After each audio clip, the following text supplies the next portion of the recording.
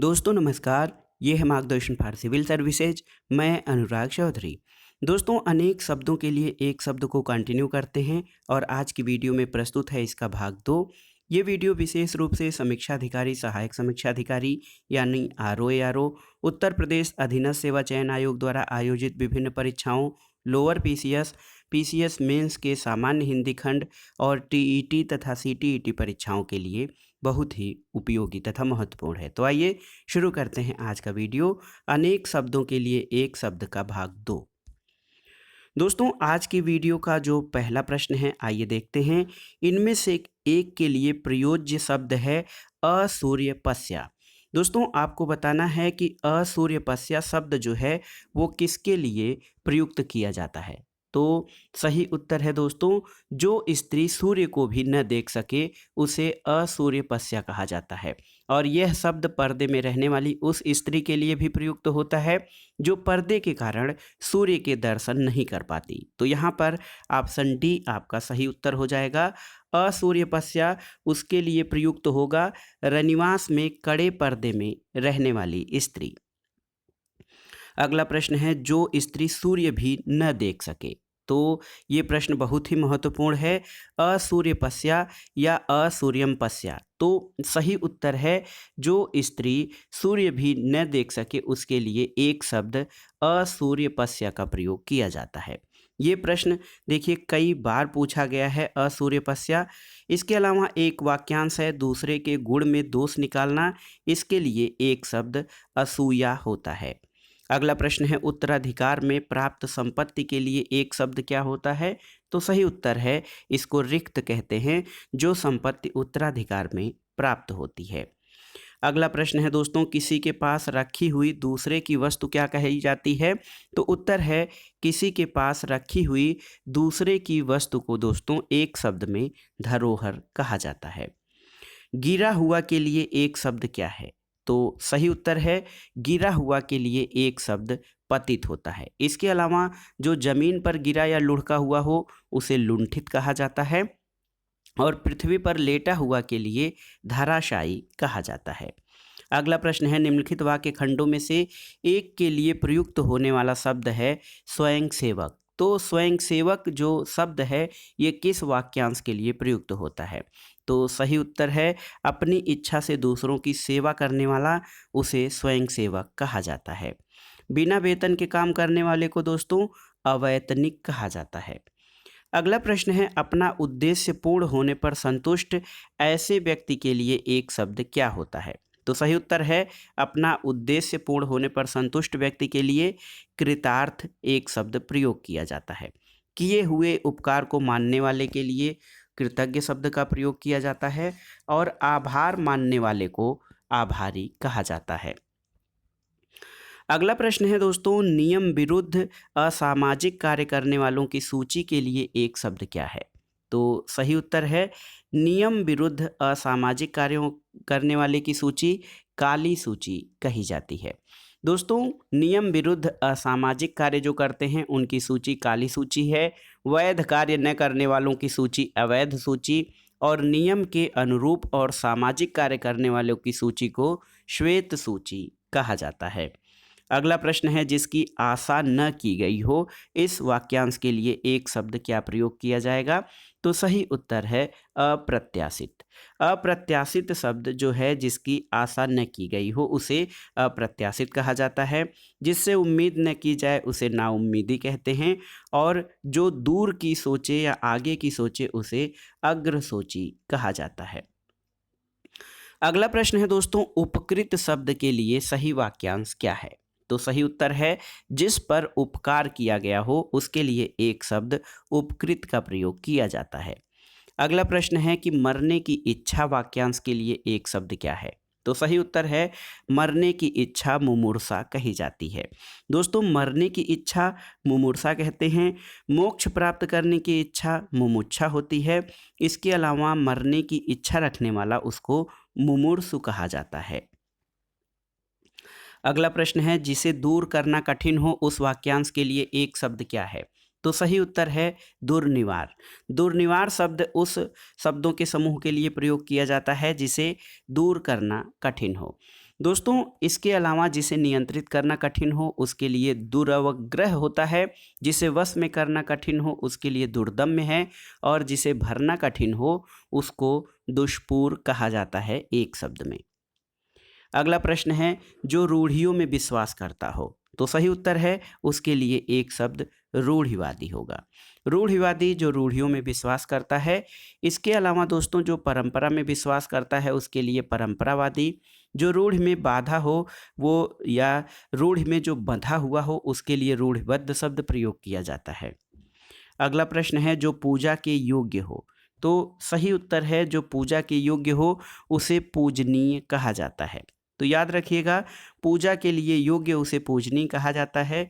पूजा करने वाले के लिए पूजिता और पूजित होने वाले के लिए पूजमान शब्द का प्रयोग किया जाता है। अगला प्रश्न है जो देश से प्रेम करता हो, तो आपको बताना है कि ऐसा शब्द समूह, ये जो शब्द समूह है जो देश से प्रेम करता हो उसके लिए एक शब्द क्या है। तो सही उत्तर है देश से प्रेम करने वाले को देशभक्त कहा जाता है।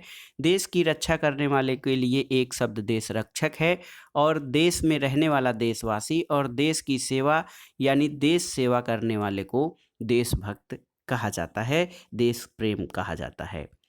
100 में से 100 के लिए एक शब्द क्या है। तो सही उत्तर है 100 में 100 के लिए जो एक शब्द है वो है 100%। शत का अर्थ 100 होता है। दोस्तों 100 वर्षों के समूह को शताब्दी कहा जाता है। अगला प्रश्न है जो बात वर्णन से परे हो यानी जिसका वर्णन न किया जा सके उसके लिए एक शब्द वर्णनातीत शब्द का प्रयोग किया जाता है, और जिसे वाणी के द्वारा व्यक्त किया जा सके उसे वर्णनीय कहा जाता है। जिसे वाणी के द्वारा व्यक्त न किया जा सके उसे अवर्णनीय कहा जाता है। दोस्तों जिसका वर्णन किया गया हो उसके लिए एक शब्द वर्णित होता है। जैसे ऊपर वर्णित, तो ऊपर जो वर्णित किया गया हो तो यानी ऊपर जिसका वर्णन किया गया हो। अगला प्रश्न है आकाश को चूमने वाला। इस वाक्यांश के लिए एक शब्द क्या है। तो उत्तर है आकाशचुंबी।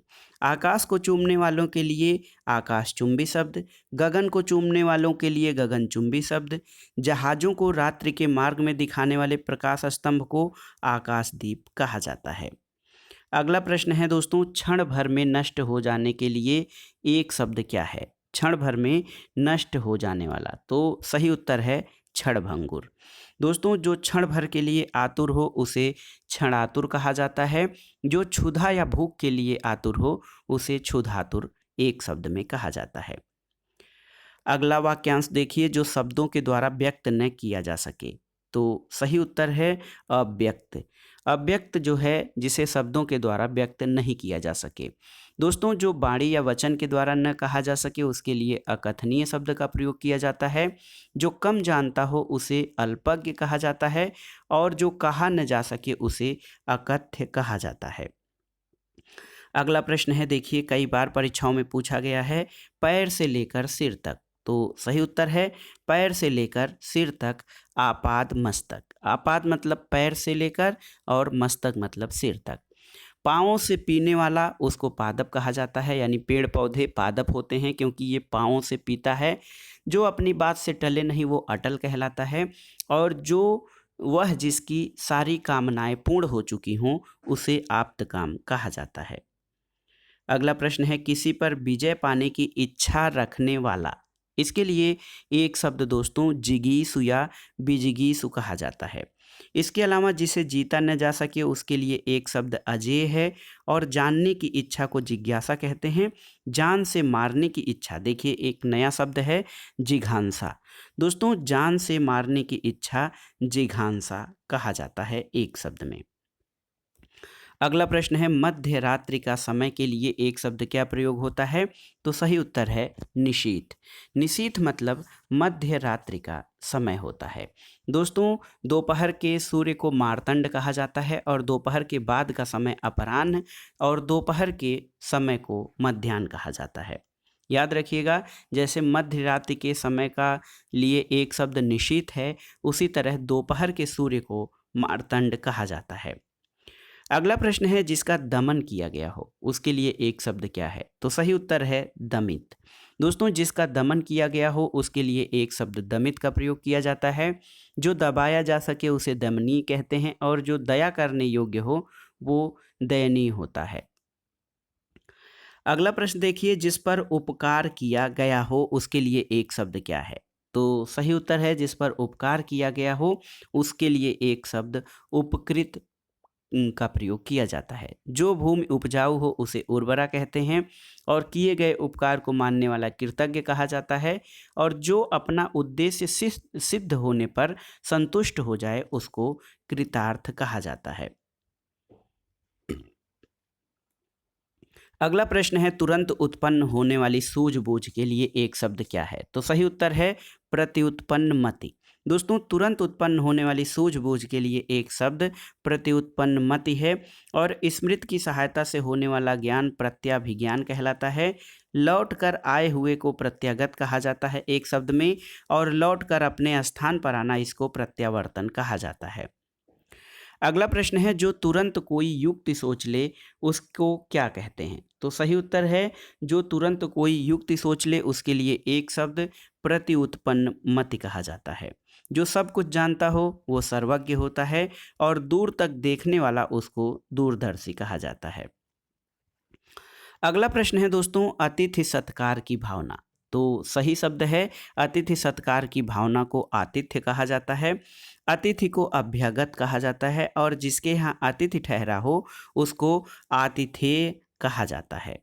अगला प्रश्न है अनेक युगों से चले आने वाले वाक्यांश के लिए एक उपयुक्त शब्द क्या होगा? तो सही उत्तर है अनेक युगों से जो चला आ रहा हो उसके लिए एक शब्द सनातन का प्रयोग किया जाता है। दोस्तों जो उपयुक्त हो उसे समीचीन कहते हैं और जो पुराना हो उसे प्राचीन कहते हैं। समय का बीत जाना उसको एक शब्द में कालांतर कहा जाता है। तो अगला प्रश्न भी युगों से चले आने वाले के लिए एक शब्द सनातन होगा। अगला प्रश्न है जिसे बुढ़ापा न आए। दोस्तों जिसे बुढ़ापा न आए उसको एक शब्द में अजर कहा जाता है। अमर उसके लिए प्रयुक्त होता है जिसकी मृत्यु न हो।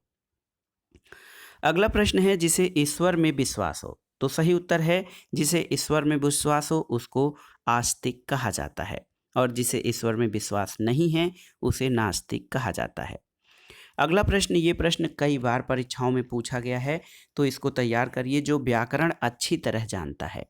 तो सही उत्तर है दोस्तों जो व्याकरण अच्छी तरह जानता है उसके लिए एक शब्द प्रयुक्त होता है वैयाकरण। दोस्तों जो व्याकरण अच्छी तरह जानता हो या व्याकरण का ज्ञाता उसके लिए एक शब्द वैयाकरण का प्रयोग किया जाता है। व्याकरण का ज्ञाता इसको वैयाकरण कहा जाता है और जो क्षमा करने योग्य नहीं हो दोस्तों उसके लिए अक्षम्य शब्द का प्रयोग किया जाता है। जो क्षमा करने योग्य नहीं है वो अक्षम्य होता है। अगला प्रश्न है पश्चिम और उत्तर दिशाओं के मध्यस्थ कोण को क्या कहा जाता है? तो सही उत्तर है वायव्य। पश्चिम और पश्चिम और उत्तर दिशा के बीच के स्थित कोण को वायव्य कहते हैं। पूरब और उत्तर के कोण को ईशान कहते हैं। पूरब और दक्षिण दिशाओं के मध्यस्थ कोण को आग्नेय कहते हैं। अगला प्रश्न है दोस्तों ऐसी जीविका जिसका कुछ ठीक ठिकाना न हो उसके लिए एक शब्द क्या प्रयोग किया जाता है? तो सही उत्तर है आकाश वृत्ति। ऐसी जीविका जिसका कोई ठिकाना न हो या जिसकी निश्चितता न हो उसके लिए एक शब्द आकाश वृत्ति का प्रयोग किया जाता है। इसके अलावा आकाश में फूल खिलने की असंभव बात को एक शब्द में आकाश कुसुम कहा जाता है। अगला प्रश्न है दोस्तों अनिश्चित जीविका। अनिश्चित जीविका के लिए एक शब्द आकाश वृत्ति का प्रयोग किया जाता है। थोड़े अंश में की गई सेवा आंशिक सेवा है और इसके अलावा थोड़े समय के लिए की गई सेवा अंशकालिक या अस्थायी सेवा कहलाती है और आधा रोजगार को अर्ध रोजगार कहा जाता है। जिस पर हमला किया गया हो इस वाक्यांश के लिए एक शब्द क्या होगा? तो सही उत्तर है दोस्तों जिस पर हमला किया गया हो, हमला न किया गया हो। तो सही उत्तर है इसके लिए एक शब्द अनाक्रांत का प्रयोग किया जाएगा। जो हमला या आक्रमण करता हो उसे आक्रांता कहा जाता है और जिस पर हमला किया गया हो उसे आक्रांत कहा जाता है। अगला प्रश्न है जिस पर आक्रमण हो। तो सही उत्तर है जिस पर आक्रमण हो उसके लिए एक शब्द आक्रांत का प्रयोग किया जाता है, जिस पर आक्रमण न हो उसके लिए अनाक्रांत शब्द का प्रयोग किया जाता है। दोस्तों, आक्रमण करने वाले को आक्रांता या आक्रामक कहा जाता है। जिसे जीता न जा सके उसके लिए एक शब्द अजेय का प्रयोग किया जाता है। और याद रखिएगा, जिस पर मुकदमा चलाया गया हो उसको अभियुक्त कहा जाता है। अगला प्रश्न है, जो बहुत मंथर गति से कार्य करता हो उसके लिए एक शब्द क्या प्रयोग किया जाता है? तो सही उत्तर है, जो बहुत मंद गति से कार्य करता है उसके लिए एक शब्द मंथर का प्रयोग किया जाता है। जो हर काम में बहुत देर लगाता है उसको दीर्घसूत्री और शीघ्र को सत्वर कहा जाता है। अगला प्रश्न है दोस्तों, देखिए, उचित अनुचित का ज्ञान रखने वाले को एक शब्द में क्या कहा जाता है? तो उत्तर है, ऐसा व्यक्ति जिसको उचित अनुचित का ज्ञान है उसे विवेकी कहा जाता है। जो पुराण उपनिषद शास्त्र का ज्ञान रखता हो उसे ज्ञानी कहते हैं। और जो आगे की सोचता हो उसे अग्रसोची या दूरदर्शी कहा जाता है। अगला प्रश्न है, जो अपने कर्तव्य को निश्चय न कर सके, इस वाक्य के लिए एक शब्द क्या है? तो सही उत्तर है किम कर्तव्य विमूढ़, यानी ऐसा व्यक्ति जो निश्चित न कर सके कि उसे क्या करना चाहिए उसके लिए एक शब्द किम कर्तव्य विमूढ़ का प्रयोग किया जाता है। जो भ्रम में हो उसे भ्रमित कहा जाता है। जो द्वंद्व में हो उसे द्वंद्वग्रस्त कहा जाता है। और जो दुविधा में हो उसे दुविधाग्रस्त कहा जाता है। अगला प्रश्न देखिए, ऐसा कवि जो तत्काल रचना करता हो उसके लिए एक सही शब्द क्या होगा? तो सही उत्तर है आशु कवि। ऐसा कवि जो तत्काल रचना करता हो उसके लिए एक शब्द आशु कवि का प्रयोग किया जाता है। कवियों में श्रेष्ठ को कविराज कहा जाता है। और कवियों के लिए महाकवि और कवियों का ईश कवीस कहा जाता है। अगला प्रश्न है दोस्तों, जिसका शत्रु जन्मा ही न हो, ऐसे जो है व्यक्ति के लिए या ऐसे इस वाक्यांश के लिए एक शब्द क्या है? तो सही उत्तर है, जिसका शत्रु जन्मा नहीं हो इसको अजात शत्रु कहा जाता है। और अजात शत्रु एक राजा भी रहे हैं हर्यक वंश के, और उनका अर्थ होता है कि जिसका शत्रु ही न जन्मा हो। दोस्तों, अजात शत्रु जिसका शत्रु न जन्मा हो, जिसका जन्म न हुआ हो उसके लिए अजन्मा, और जिस पर आक्रमण हो उसके लिए आक्रांत शब्द का प्रयोग किया जाता है। और जिसका शत्रु जन्मा ही न हो, ये बहुत ही इंपॉर्टेंट है, कई बार परीक्षाओं में पूछा गया है। दोस्तों, जिसे जीता न जा सके उसके लिए एक शब्द अजेय का प्रयोग किया जाता है। और जिसका शत्रु पैदा न हुआ हो, आप जानते हैं, उसके लिए एक शब्द अजात शत्रु का प्रयोग किया जाता है। अगला प्रश्न देखते हैं दोस्तों, अव्यक्त शब्द के लिए प्रयुक्त वाक्य क्या है? तो अव्यक्त शब्द इसके लिए प्रयुक्त होता है जिसे व्यक्त न किया जा सके। जिसे व्यक्त न किया जा सके उसके लिए एक शब्द अव्यक्त का प्रयोग किया जाता है। इसके अलावा दोस्तों देखिए, जो बोल नहीं सकता उसको मूक, और जो वचन या वाणी द्वारा कहा जा सके उसको कथनी कहा जाता है। जिसके बारे में कुछ न कहा जा सके उसके लिए अकथनीय शब्द का प्रयोग किया जाता है। अगला प्रश्न बहुत ही महत्वपूर्ण है, देखिए, बहुत बार परीक्षाओं में पूछा गया है। संध्या और रात्रि के बीच का समय होता है, तो उत्तर है गोधूल। संध्या और रात्रि के बीच का समय यानी सूर्य के डूबने और रात के आने के बीच के समय को गोधूल या गोधूल बेला कहा जाता है। दोस्तों, संध्या के समय को सायंकाल, रात्रि के समय को निशा, और सूर्यास्त शब्द सूर्य के अस्त होने के लिए प्रयोग किया जाता है। अगला प्रश्न है, जिसके हाथ में शूल हो तो उसके लिए शूलपाणि शब्द का प्रयोग किया जाता है। याद रखिए, जिसके हाथ में शूल हो उसे शूलपाणि, जिसके हाथ में चक्र हो उसे चक्रपाणि, और जिसके हाथ में वज्र हो उसे वज्रपाणि कहा जाता है। अगला प्रश्न है दोस्तों, जो सब कुछ जानता हो, तो सब कुछ जानने वाले को क्या कहा जाएगा?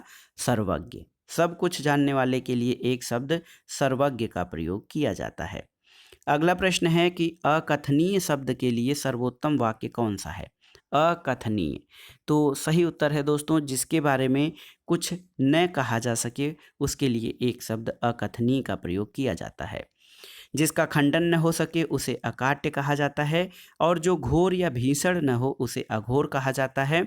जो तर्क से सिद्ध न हो उसे अतर्क्य कहा जाता है। अगला प्रश्न देखिए, कई बार परीक्षाओं में ये भी प्रश्न पूछा है, बिना पलक गिराए हुए, तो सही उत्तर है अनिमेष। अनिमेष या अपलक शब्द प्रयोग किया जाता है बिना पलक गिराए हुए। तो दोस्तों अपने स्थान से न हटने या गिरने वाला उसको अच्युत कहा जाता है और ध्वनि का अतिक्रमण करने वाला को अतिस्वन कहा जाता है। जो न देखा गया हो उसे अदृष्ट कहा जाता है, लेकिन बिना पलक गिराए हुए उसे अनिमेष कहा जाता है। देखिए यही प्रश्न एक बार और पूछा है, बिना पलक झपकाए अनिमेष कहा जाता है और जिस पर किसी का आतंक छाया हो उसके लिए एक शब्द क्या प्रयोग किया जाएगा? तो सही उत्तर है, जिस पर किसी का आतंक छाया हो उसके लिए एक शब्द आतंकित का प्रयोग किया जाता है। जो अपनी हत्या कर लेता हो उसे आत्मघाती कहा जाता है। अगला प्रश्न है, जो शोक करने योग्य न हो उसके लिए एक शब्द क्या है? तो सही उत्तर है अशोच्य। जो शोक करने योग्य न हो उसके लिए अशोच्य शब्द का प्रयोग किया जाता है। जो शोक रहित हो उसे अशोक कहते हैं।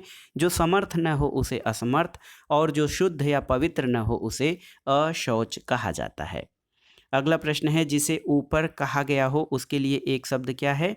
तो सही उत्तर है उपर्युक्त। जिसे ऊपर कहा गया हो उसके लिए एक शब्द उपर्युक्त शब्द का प्रयोग किया जाता है। इसके अलावा जिससे बढ़कर ऊंचा कोई दूसरा न हो उससे उसे एक शब्द में उच्चतम कहा जाता है।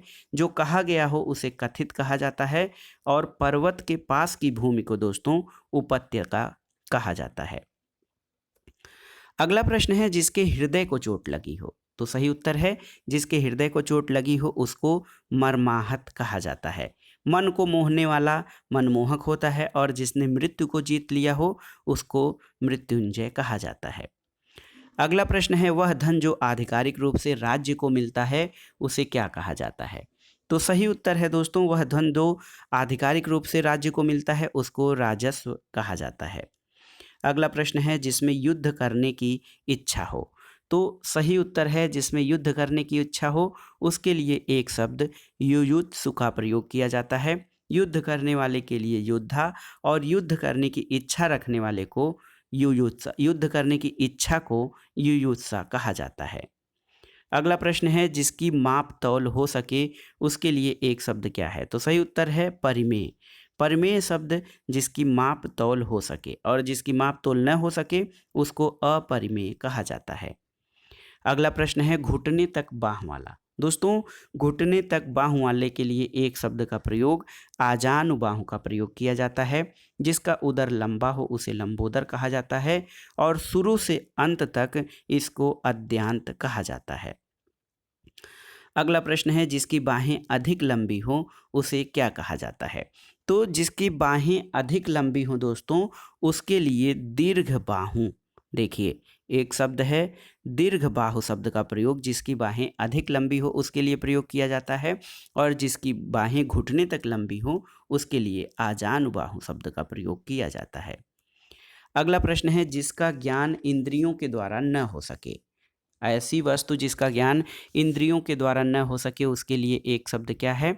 तो सही उत्तर है अतीन्द्रिय। अतीन्द्रिय जिसका ज्ञान इंद्रियों से न हो सके। दोस्तों जिसने इंद्र को जीता हो उसके लिए इंद्रजीत और जिसने इंद्रियों को जीत लिया हो उसको जितेंद्रिय कहते हैं। सबको जीतने वाले को सर्वजीत कहा जाता है। अगला प्रश्न है, जिसका अनुभव इंद्रियों के द्वारा न हो सके उसके लिए एक शब्द तो अतीन्द्रिय शब्द का प्रयोग किया जाता है। दोस्तों जो इंद्रियों के ज्ञान के परे हो इसके लिए एक शब्द अतीन्द्रिय का प्रयोग किया जाता है। अगला प्रश्न है, इंद्रियों को जीत लिया हो जिसने उसके लिए एक शब्द क्या है? तो सही उत्तर है जितेंद्रिय। दोस्तों जितेंद्रिय शब्द उस वाक्यांश के लिए प्रयुक्त किया जाता है जिसका अर्थ होता है इंद्रियों को, जो इंद्रियों को जीत लिया हो जिसने, यानी वह व्यक्ति जिसने इंद्रियों को जीत लिया हो उसके लिए एक शब्द जितेंद्रिय का प्रयोग किया जाता है।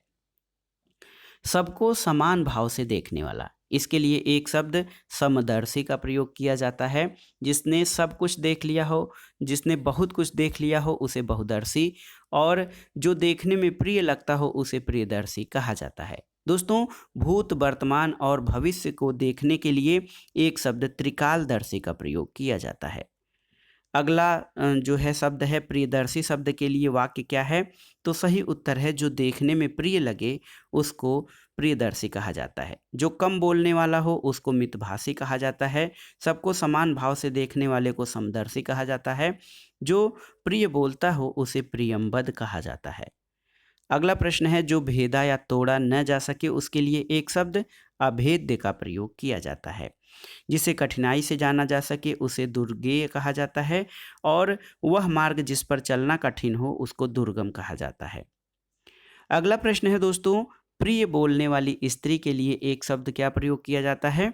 तो सही उत्तर है प्रियंवदा। ऐसी स्त्री जो प्रिय वचन बोलती हो उसके लिए प्रियंवदा शब्द का प्रयोग किया जाता है। इसके अलावा दोस्तों, प्रेमिका के लिए प्रेयसी शब्द, और जो मधुर बोलता है उसके लिए मधुर भाषी शब्द का प्रयोग किया जाता है। जो प्राणों के समान प्यारी हो उसे प्राण प्रिया कहा जाता है। अगला प्रश्न है, जिसके पार न देखा जा सके उसके लिए एक शब्द क्या है? तो सही उत्तर है अपारदर्शी। जिसके आर पार देखा जा सके उसे पारदर्शी कहा जाता है। अगला प्रश्न है, पारदर्शी शब्द के लिए उचित वाक्य क्या है? तो सही उत्तर है जिसके आर पार देखा जा सके। जिसका दमन करना कठिन हो दोस्तों, तो सही उत्तर है जिसका दमन करना कठिन हो उसके लिए एक शब्द दुर्दमनीय का प्रयोग किया जाता है। जो अपनी स्थान या स्थिति से अलग न हो उसे अच्युत कहा जाता है। जिसको कठिनाई से जाना जा सके या समझा जा सके उसे दुर्बोध कहा जाता है, और जिसे कठिनाई से जाना जा सके उसे दुर्गेज्ञ कहा जाता है। अगला प्रश्न है कि अन्य से संबंध न रखने वाला उसके लिए एक शब्द क्या प्रयोग किया जाता है? तो सही उत्तर है अन्योन्य संबंधी। अन्य से संबंध न रखने वाला अन्योन्य संबंधी होता है, और जिस जैसा कोई अन्य न हो उसे अनन्य कहा जाता है। अगला प्रश्न है, जिसे जानने की इच्छा है उसके लिए एक शब्द क्या प्रयोग किया जाता है? तो सही उत्तर है जिसे जानने की इच्छा है उसके लिए जिज्ञासु शब्द का प्रयोग किया जाता है, और जानने की इच्छा को जिज्ञासा कहा जाता है। इसके अलावा अधिक समय तक जीते रहने को इच्छुक के लिए एक शब्द जिजीविषु शब्द का प्रयोग किया जाता है। अगला प्रश्न है दोस्तों, जानने की इच्छा रखने वाले के लिए एक शब्द क्या प्रयोग किया जाता है? तो ये है जिज्ञासु। अगला प्रश्न है, जिजीविषा शब्द के लिए उपयुक्त वाक्य का चयन कीजिए। तो दोस्तों, जिजीविषा शब्द उसके लिए प्रयुक्त होता है जीने की इच्छा। जीने की इच्छा या अधिक समय तक जीने की इच्छा, इसको जिजीविषा कहा जाता है। दोस्तों, आज की वीडियो का जो आखिरी प्रश्न है, दूसरे के दोष खोजने वाला। तो सही उत्तर है दूसरे के दोष खोजने वाला छिद्रान्वेषी, या दूसरों में दोषों को देखने वाला, ढूंढने वाला, ये इसको छिद्रान्वेषी कहा जाता है।